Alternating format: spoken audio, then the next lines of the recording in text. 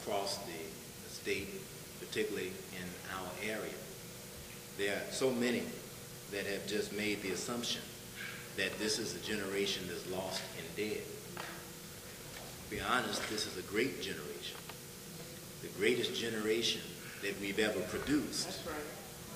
But those that understand nature and know that this is the greatest generation that we've ever produced have worked harder on young people to keep us from moving forward than young people or any people have ever been worked on.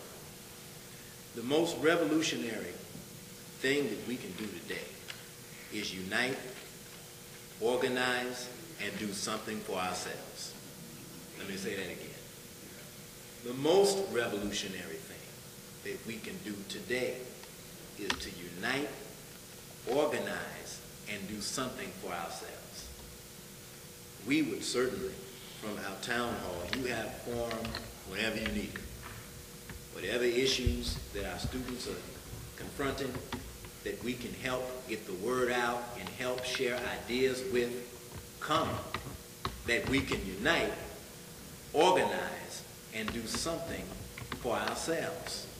A few months ago, we took, about 15, close to 40 bus loads to Sacramento for what we call the Caravan for Justice. Part of the point of that was that we would unite, organize, and do something for ourselves. Our students are absolutely right. Can you imagine? There was a time in which if you didn't do so well in your high school life, you would attend what they used to call junior colleges. They don't call it that any longer. And that generally meant I didn't meet the qualifications for Cal State. I didn't do so well in high school. I know I don't meet the qualifiers for UC. I didn't do so well in high school. But now that I've become more mature and I've decided to get my life in order, then Laney is available to me. Merritt is available to me. Alameda is available to me. Other campuses are available to me because my life wasn't so secure at 15 as maybe someone else's life was. But now that I'm 18 or now that I'm 20 and I'm ready to get my life on track and in order by educating myself, when they begin to construct new requirements, that becomes a sign to you that there's somebody that they don't want on the campus.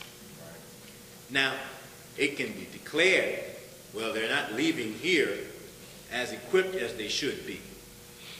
Therefore, we're going to increase the requirements on getting in here. Well, that's backwards. What they should be looking at is how are we handling the students that have come under our charge?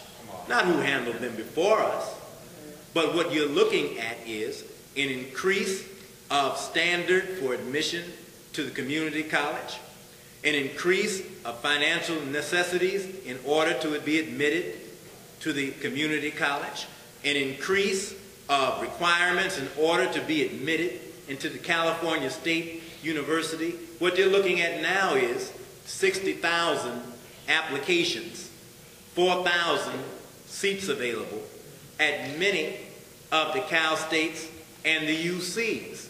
Now, of the 40 or 50,000 that applied, most have read the requirements. So most actually have met or come very near to meeting the requested prerequisite work in order to attend. So you've got students now that are leaving high school with 3.0 and better, that have scored decently in the SAT or the ACT and are being told at UC, not here. They're being told at Cal State, we don't have a space for you. If they declare a major, they're being told we're impacted and there's nothing that we can do. And by the way, if you come here, we're cutting back too. So the classes that you need, they're not available there either. So you could find yourself at UC Berkeley UC Davis, UC San Francisco, UC Merced, trying to catch up to some classes that will help you to graduate even though you have spent. How much do you spend for UC?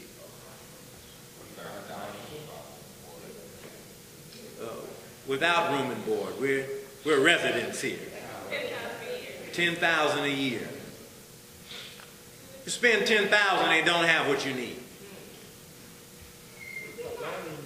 And by the way, that kind of tuition is a new thing. When I was coming up, it would be declared that USC, a private college, was one of the most expensive colleges in Southern California and in the country. And folks that went to USC went to school in Benzes, BMWs. They rolled in pretty well most of the time. You with me now? Now, it was considered a big thing that USC in those days was $15,000 or $20,000 a year. In those days, I would imagine UC must have been about $1,000 a year. Now, you spend $1,000 on your books.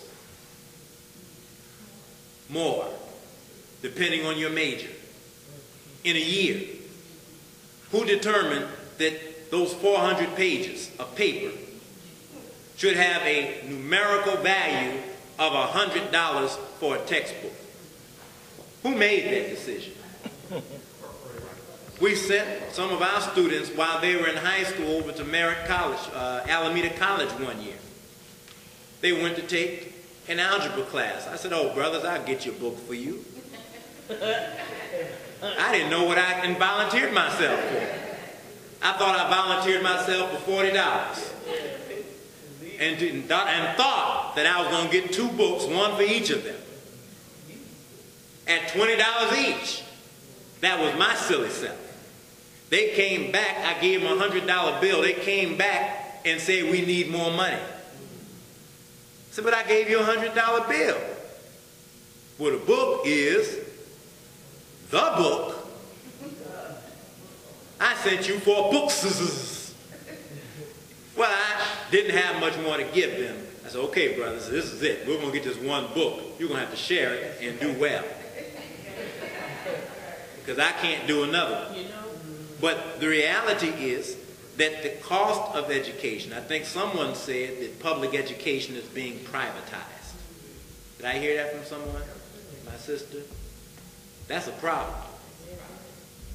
Because the privatization now means that the owner probably doesn't look like you or me, and likely doesn't care about you or me, and is most interested in who can meet these new bottom lines. So why not increase all the prices? That makes it more attractive to sell. It's like selling an apartment building. If you can say to the potential buyer, "We've got tenants, and they're good paying tenants, and they're paying $2,000 a month for these 2 bedrooms to rent, and they're up to date in their rent." Well, that's more attractive than saying to the potential landlord, "We got some tenants that don't pay. We've only asked them for $400 a month, and they're hardly half paying it." Well, no one wants to buy that one. Or if they do, they kick the old tenants out and look for new ones at the new market rate. Well, where are poor students in the mix of this? When the tuition is raised, did they ask you anything? Or did they just ask you for the money?